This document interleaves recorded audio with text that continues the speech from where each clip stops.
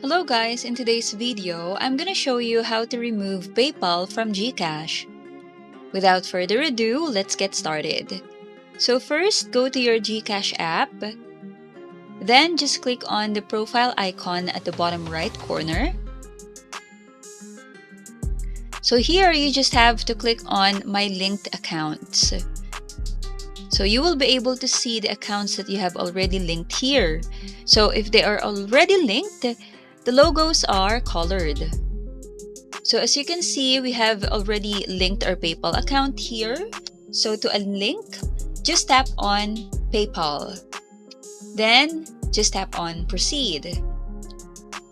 And as simple as that, we have now successfully unlinked our PayPal from Gcash. Linking it again here is just as easy. You just have to go to the My Linked Account option again here on Gcash. And that's it. If you find this tutorial helpful, please consider hitting the subscribe button. Thank you and see you on our next video.